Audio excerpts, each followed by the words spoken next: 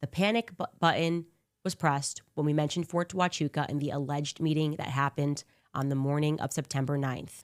And by the way, for those of you that thought that this person was making it up, he was apparently not familiar with metadata. I don't think he was. And he had not sent me the photos that he took that morning on the base. So he tells a story. I stepped outside, I got coffee. Well, because he thought he was going to right, and I'm laughing here, going to like right the wrong of his past, he was sort of documenting himself while he was on the base. So he sends me over all of his stuff, and I literally was able to confirm with the metadata where he was, exactly what time it was, and see the background, obviously. And it's just a fact, okay? It's just a fact that this happened. He was there.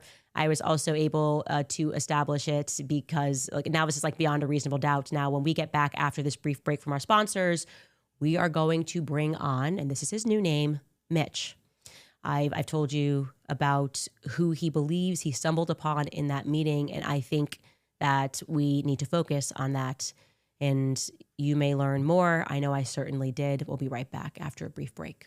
I do want to bring on Mitch, who apparently has what I would describe as, I don't know if it's the best or the worst luck ever in life, stumbling upon the feds when they're maybe up to no good. Mitch, welcome to my podcast. It's so great to have you here.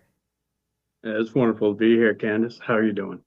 I'm doing very well. I obviously, you know, the story of how I instantly got the email from one of your friends that just said, you should call Mitch, after I prayed and said, I'm missing a piece of this. Please, God, give me a piece of the story.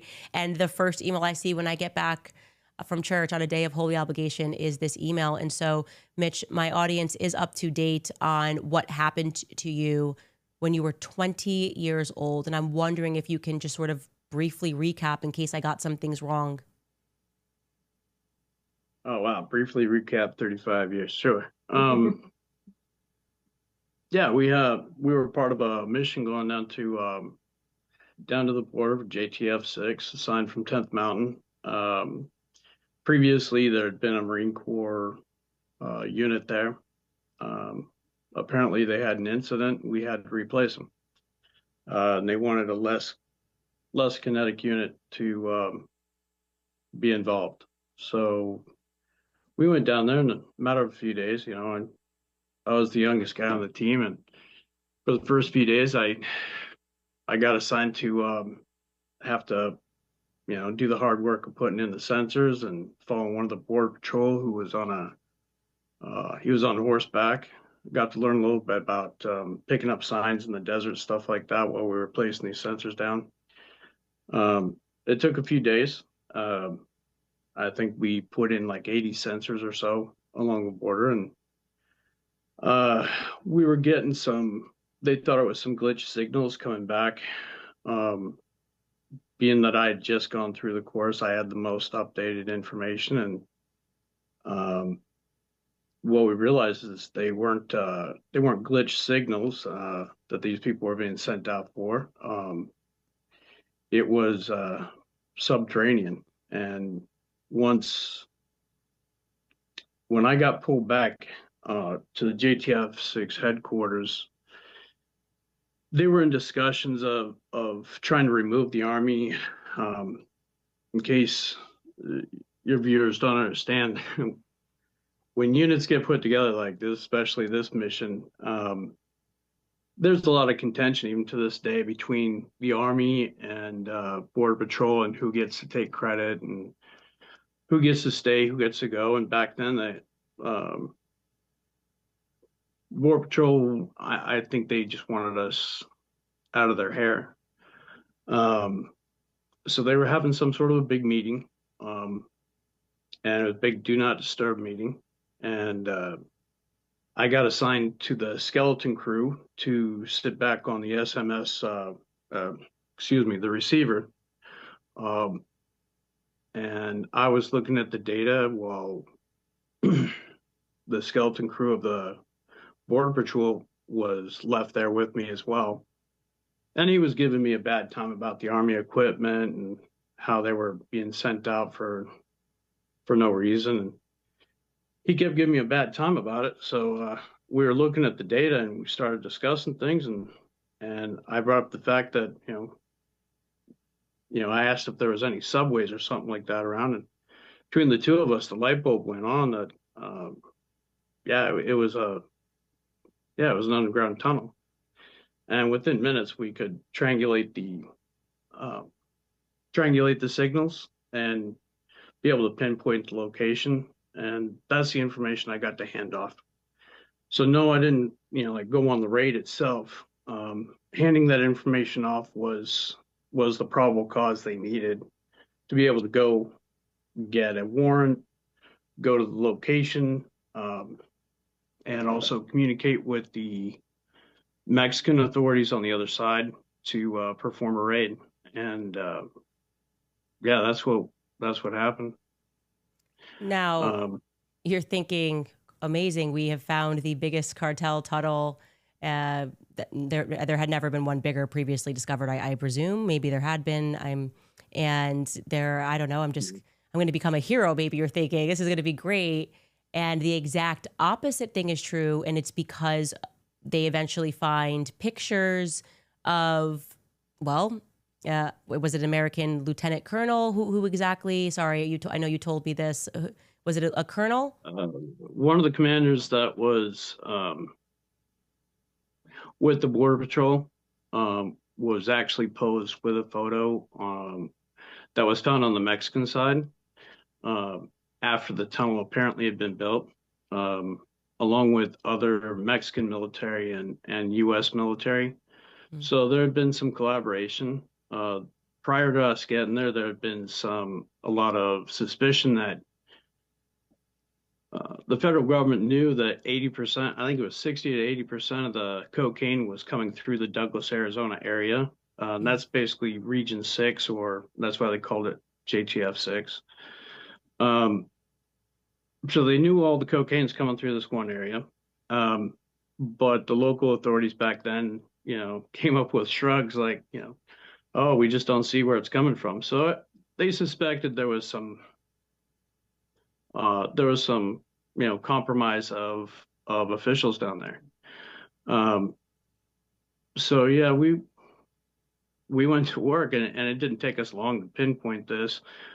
Um, so when they recovered that data and they recovered the photos, obviously they had some of the top names of who was helping out on the U.S. side to help build the tunnel and also keep it functioning for at least 6 months, judging by the data on the photo.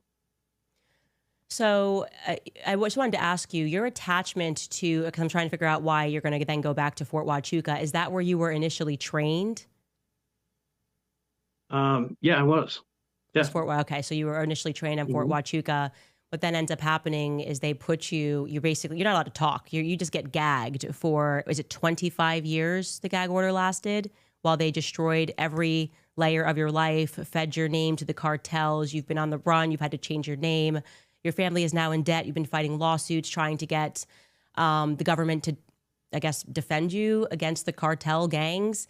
And clearly they're angry because you stepped on their toes, it looks like. I think that's a fair depiction of what happened here, which we are learning more and more how corrupt and I think the CIA was created to traffic, to be clear. That's my opinion there. But they effectively destroyed your life and gagged you in the process. Is that a fair assessment of what happened next? Yeah, it is. Um, I could probably go into some detail that while we were down there, I got the honor of incinerating all the. It was about a ton of cocaine, and a bunch of guns, bunch of money. Um, and then right afterward, we went right back to work, and I ended up getting approached with a friend at Noka, Arizona. Not a friend, but another Border Patrol agent. And if it wasn't for him, I was too stupid. I didn't understand why this person was coming up or why they had personal information on me. I was a young kid. It was the Border Patrol agent that caught what it was about. And yeah, thank God. He knew what to do. Took me back to base, and they thought it was, something I did to give away my identity. So I was on base for uh, it was the next day that I got brought into a briefing, and by that time, the photos from the Mexican side had made their way to the American side, and they were able to put together how my information got fed to the other side. As far as cartels and stuff like that, you know, it's just plain corruption at this point. It's and it's thick. And yeah, they have followed me. There's been I've had people come through my windows. And it's not like I know these are it's like fantastical stories. We got the court documents. We got the court cases. Mm-hmm. You've sent them And to it's me. not just that we have those. It's that the work that was done to even try to bury those afterward. Um, it's pretty substantial. And yeah, I've got 20 years of this, and you'd think, one would think that somebody in the federal government would care, um, or in any part of our government would care. The more I've gone up the chain to try and, you know, get more of these records as well as get answers to this saga, um, it just seems like I step on more and more toes. And eventually, that's what led me to going down to Fort Huachuca was just to get the original records and find out, you know, why wasn't the FBI updated as to what my status was, and why has this been allowed to, yeah, basically use our own laws against me to attack my life.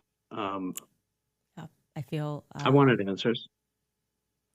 when I hear the story, it makes me so angry because it's just too many people that are serving our country, only to figure out that our country is serving some other, the interests of oligarchs, truly. And I think we're kind of all coming to that moment right now and recognizing that it hasn't been left or right. It has been them, a unique gang of oligarchs and criminals that are running every aspect of our lives, and they would gladly have you die for them, and they couldn't care less. I want to pivot now. So they put you, there's this gag order or non-disclosure agreement, and it is 25 long years, and it happens to 35. 35. Pardon me, 35 years. You're told, yeah, you can suffer. The cartels can chase you, change your name, but you keep your mouth shut about it. And finally, in May this year, it expires. Right, this gag order expires, and you say to yourself, "I am going to go down to that base where I was trained. I'm going to go down to Fort Huachuca, book myself into a hotel. I'm going to go to the criminal division, the investigative division. I'm going to get that original paperwork." And get some answers to why I feel that my life has been effectively ruined for me having done what I was ordered to do by the government. So you get to the base, and I want you to address this because there were so many people who were like, there's no way you could have gotten onto the base. Obviously, you sent me your military cards, and I think we can show a picture of that. You get onto the base, and I want you to walk us through what time, and I did show a timeline, but about, you don't have to be perfect here. We already showed a timeline, but like you get to the base and just kind of what's your general mood. And this is on September 8th, the evening of September 8th at the Candlewood Inn and Suites, which you have given me all of the documentation for. Okay. Yeah, and getting into Tucson, there was a little bit of a issue getting the rental car and stuff, so that took a little while, a little bit of a delay, but we made reservations ahead of time for me to be there. And yeah, I get down to the base. For those that think that people can't get on base, no, typically you can as long as you have your ID, your insurance, and you have a purpose for being there. I certainly did. That's And why Skylar, they you can have show that hotels. documentation as he's speaking. I'm sorry, go ahead. Yeah. So yeah, we made reservations, and I got to the hotel. I had to. It was sort of hard to find, but once I found it, I sort of recognized it because it was that was actually the barracks that I had when I was there in AIT training, but they converted it. So yeah, that was pretty cool. All of a sudden, I'm staying in the same barracks. Um, really nice place, by the way. Wonderful beds. But yeah, I check in, and as I'm doing that, you can tell that there's regular military people, um, young kids that are there, probably just checking in to post, stuff like that. there were a couple people that stood out, and they're a little bit older. And as I'm checking in, one guy that was sitting on the couch, he just had a sheen to him. Looked like he had a professional military sheen to him. If I had to guess, being a special forces guy, I would have guessed that he's ex special forces, probably doing something down there, probably contract.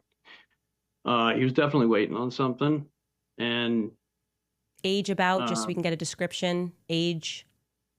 I'd say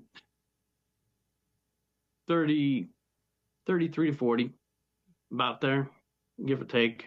Um, I wasn't there to check out people or check ID cards. I just happened to know him, and veterans, especially SF guys, when you notice somebody like that, I almost had the impression so much so that I was going to go up and ask him what group he was with and say hi and thank him for his service.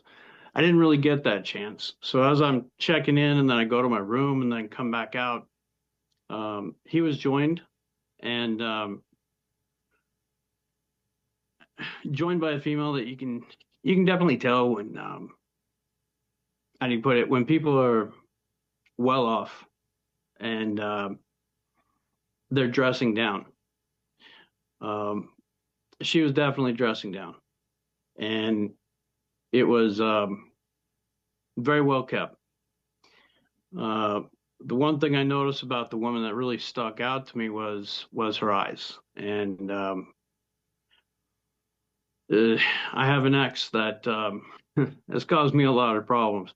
So when I see someone with striking blue eyes like that, they stick out. And I was on the phone uh, with my wife here, and I even told her about it. I said, "Oh, geez, somebody has those kind of eyes." Um, it creeped me out a little bit, and it had nothing to do with that person. Just life is what it is. But as I was checking in, I was going to go back and actually talk to that person, the guy, and yeah, they between me at the front desk and then going back to my room one time and then coming back out, I was going to go to dinner. Um, yeah, they had gotten into there was a vehicle parked out front, big green truck. It looked like a real shiny GSA type. Um, and yeah, they were getting into that vehicle and driving off. And that night I went to dinner at some a little bit crazy. The people in Sierra Vista, they can probably verify there was a Mexican, Mexican sushi place in Sierra Vista. So I got dinner and it was a pretty good place actually. And then I came back and went to sleep that night. Got up early the next morning, wanted to see the sunrise, reminisce about, you know, yeah, there we go. Just reminisce about having been there a long time ago. And even stopped to talk to some of the police. They tried to give me directions to CID, but the buildings there are they're sort of old World War II, and they're also built on top of the foundations of like almost Alamo era rocks and stuff, and some of them aren't really well marked. So um, his direction sort of led me off on a wild goose chase. And I'll interject here while you're having a sip of water that this is when you accidentally take a video and it's 18 minutes long while this guy's giving you directions, which you've sent everything over. So there's no question you were here and everything happened because you tried to document this thinking you were going to get some justice from the past. And I will let you continue telling the story. Yeah, I was there to get help. And I was really figuring some people would have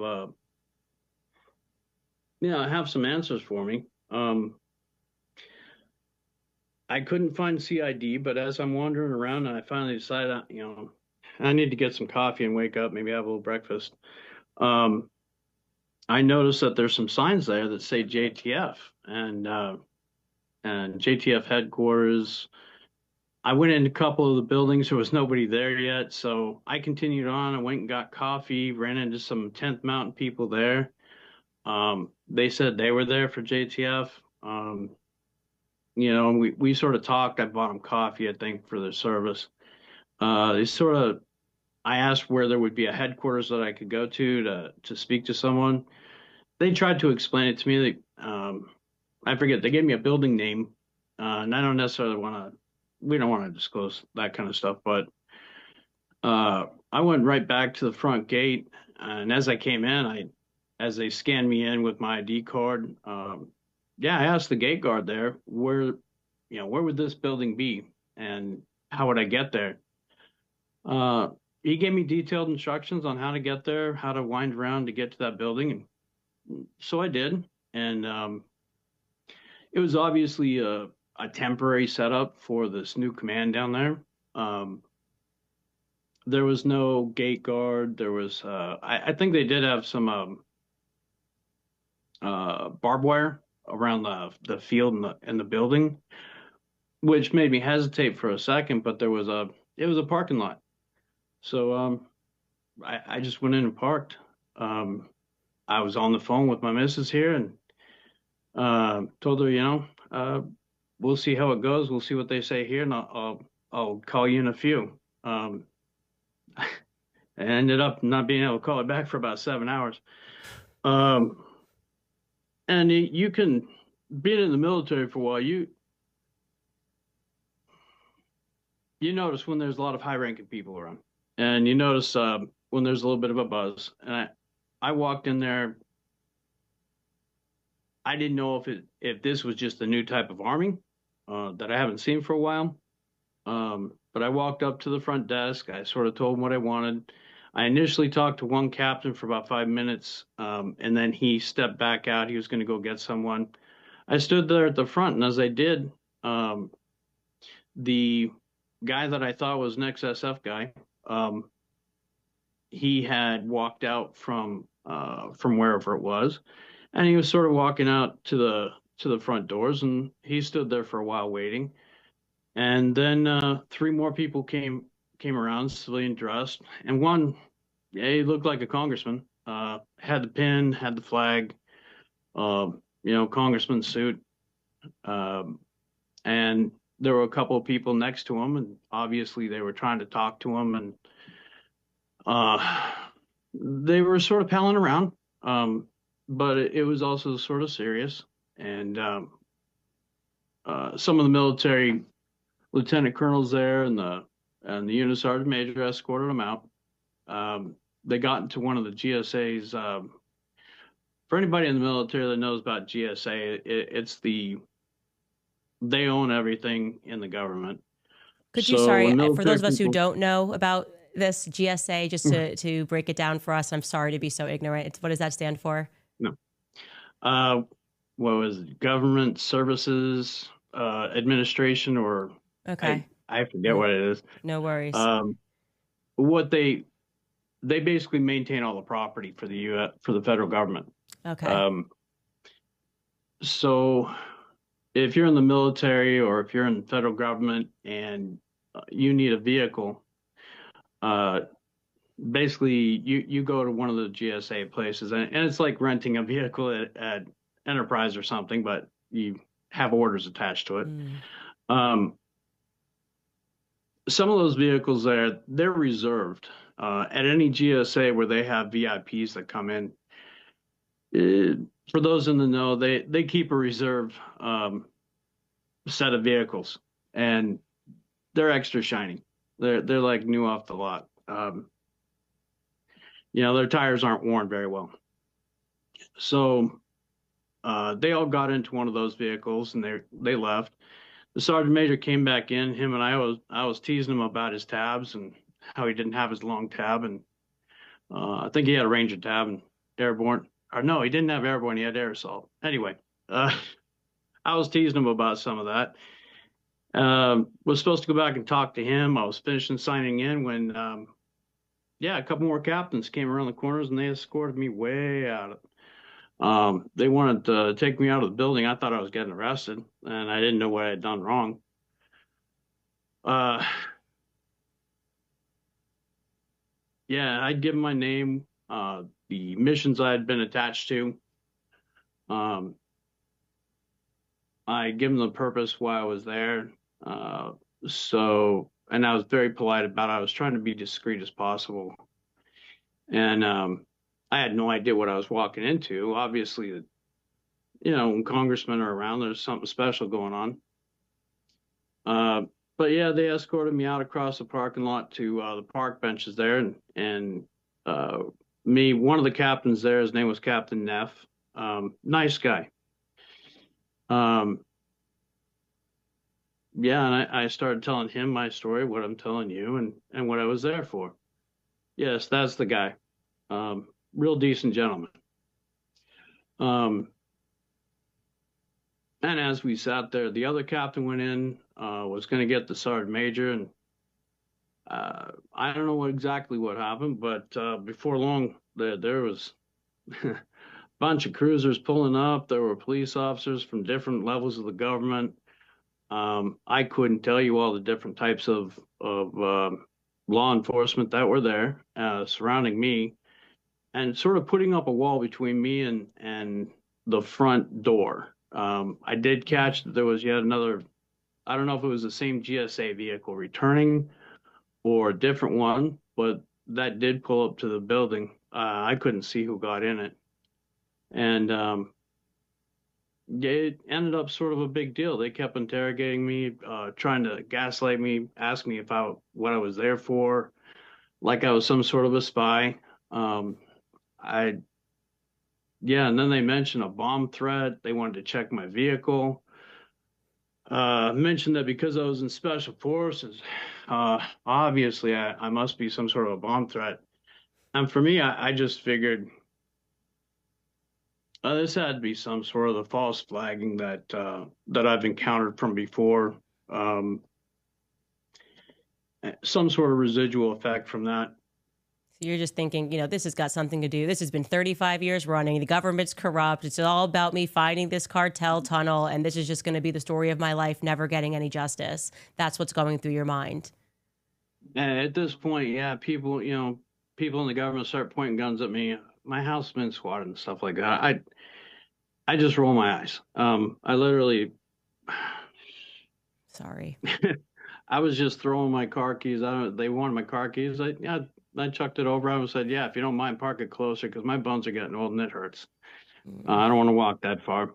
So sad. So Captain Neff was really nice, and I asked him what this was about, and he tried to shrug it off and say he didn't know. There was another lady that seemed to be conducting the what this overreaction was. And she was definitely, she was in plain clothes, undercover, big sunglasses, Hispanic woman. Um, right, if I had to guess, probably Secret Service or something like that. She didn't want to approach me directly. She was directing how other people would approach me and ask me questions, get my documents, stuff like that. Eventually, they said, "Okay, we're going to take you to another location." They took me to. They finally showed me where the CID building was, I guess. Um, Put me in there, and they recorded me for a while. Asked me a few questions, and they were very very concerned about the next 24 hours. Like they wanted to make sure I don't know, maybe that I wasn't there for some other purpose or related to something. Um, it was it was pretty odd. Uh, they didn't answer any of the questions I was there for. Uh, they didn't give me the documentation they wanted. They did give me a report number to go ahead and you went ahead and I gave that to you. You did. We'll see what that says. But yeah, they were looking for any excuse to try and um, hold me up for like 24 hours. And that 24-hour number kept getting repeated by them. And then eventually they didn't have anything to hold me. I wasn't a harm to myself or others. I wasn't there to, spy on anybody. I really just wanted to get records and get out of that desert. Um, as reminiscent as it was, the place creeps me out a little bit. So, uh, yeah, once they said you have to stay off base for 24 hours, don't worry about it, I ain't coming back. Um, got to Tucson, stayed the night there in a hotel. Um, never got a refund on my Candlewood Suites, uh, but yeah, got on the plane, and before we touched down, I had a stop off in Salt Lake City. By the time we wheeled down, that we got the news about Charlie Kirk, and of course that's been just all over the all over the news. Everybody's watching it, and I don't think anybody's believing what the federal government's saying about it for sure. But what I noticed, um, I don't know these people from TPUSA. Never been associated. I could recognize Charlie Kirk probably, but what I started seeing come across got more familiar once I saw a picture of somebody in a ponytail with those eyes. That was that person. They were there, and yeah, the head of security there, he was one of the people walking out with the congressman. Now, how would I know that? I just have a gift for recognizing people, and yeah, maybe it's not him. Maybe he has doppelganger, but somebody with the same mannerisms, the same crick in his neck, face, the waxy look on his face, hand gestures, shoulder shrug, gait, approximate height, haircut, definitely walked past me. Um, and If in you the had to put it hotel, at a percentage that you were looking at Brian Harpole, maybe he's got a brother in the military, who knows, right? Maybe he does have a doppelganger. He's got a twin brother, who knows?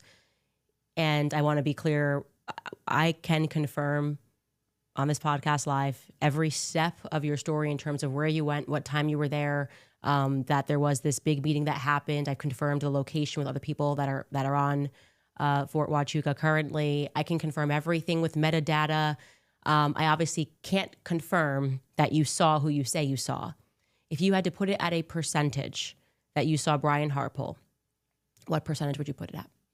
95. 95%. Okay. 95 to 99. I mean, when I saw him, on the interview with his face and gestures, with that photo, it struck me in my gut. I blew it off until there was, some other pictures that came up with other people. What other people? Other pictures? If you want me to say, there's a picture of Erika Kirk with a ponytail, and from her past. That person matches who I saw at Fort Huachuca in the lobby the night before, and she was with that man in the lobby, and that man, he was present at that meeting the next morning. If you So had to put it at a percentage that you saw that the girl in the ponytail matches the description of Erika Kirk, what percentage would you put that at? those are really rare eyes. That's 95 to 99%. I can't imagine somebody else. Okay. So what I'm going to say, because obviously that's very explosive, and it's one of the reasons why I wasn't sure if I wanted to have you on. I'm going to be honest with you, because I guess I'll tell you the conflict that I had and just be just as honest with you as you are being with me. The first thing was, I can't confirm it, right? I can confirm where you were. I can do all of that. But I can't confirm what you think you saw. I don't know you. I don't know there are people like my husband who we can see someone once and he recognizes that person 10 years later exactly where we saw them. And there are people like me, and I kind of have facial blindness until I meet someone 3 times. The second thing was I didn't want people to wrongly extrapolate things and say, okay, well, maybe she was on the base. Maybe there's a chance she wasn't on the base, right? That she has a doppelganger. People do have doppelgangers. I have doppelgangers, right? But let's say she was in the base. Let's say you're right and you saw her. This is the night before. This is on the 8th. And maybe she was in the hotel, but maybe she was there for a different reason. Maybe she was there because she's always been open about the fact that her mother moved to Arizona because she got involved with the military. So that could be totally unrelated to the meeting that took place on the 9th. And I didn't want to, but then I said to myself, this man has lived through so much. You know what I mean? This man has lived through so much. And I would be turning my back on this really a hero for discovering the cartels who's lived through so much and has been treated like the government. And then I struggled with my own soul going, I'm turning my back on him because I'm afraid of backlash for allowing him to tell the truth. And my soul was in conflict. And I decided that, you know what, this is not my platform, okay? I genuinely believe this is God's platform. I am a conduit. I don't know why I have a platform. And I don't know why you have this luck in life. I really don't. I don't know why these things happen to you or why they happen to me. But I know that my prayer was very intentional that night that I received that email. So I'm going to allow the internet to hear your testimony, hear what you think. And I also want to show them a picture because we did look through some congressmen and I didn't tell you where they were congressmen from, but there is one that you thought looked familiar. And I am going to show that picture of him now. This is, and Skylar, someone's got to get in my ear because I'm blanking on his name. Mark Amodei. Is that right? Mark Amodei from Las Vegas. And you thought that this could potentially be the congressman that you saw on the 9th? Oh, yeah. Yeah. Yeah, that's the one that walked closest to me. That's the one that walked closest to you? That's 95. I'm absolutely, after I've looked at it, that was definitely the guy. Okay. Now, we have then been able to look at flights and look at who could have been at that meeting. We were able to confirm, based on a call sign, that there was somebody heavy duty that was at Fort Huachuca, on that morning who made sure to turn off their transponder. So the picture is coming together that you saw what you saw, then that call sign did change at a certain time, which lets us know that then it could have been moved to a congressman. There could be a chance that that person they were blocking you from seeing when they all lined up might have been someone that is, it could be Kash Patel. I mean, it could be Kash Patel. That's someone who could have a call sign. We've been running ideas. It could also not be him. And I want to be clear. I do think you saw, I think that is the reason they surrounded you, was to make sure you couldn't see who was walking out. I think your instincts are right on that. And I don't know what to say other than I know what you are going to go through now. And I want you to know that you have an ally with me. And I know how much you are already going through fighting them. And I intend to help you raise money to go through these lawsuits with the federal government. I know this is not easy. I know what your kid has been through. I know what your wife has been through. And no one should have to go through this because they told the truth and potentially stumbled upon something corrupt, did definitively stumble upon something corrupt. And I think the public will be with you because they see what I'm going through right now, being sued by a transatlantic president overseas for just trying to tell the truth. And I just want you to know that, I know that this is hard for you and given everything you've been through, but I am here with you. I'm going to fundraise money for you, and I'm here for you and your family through whatever comes next.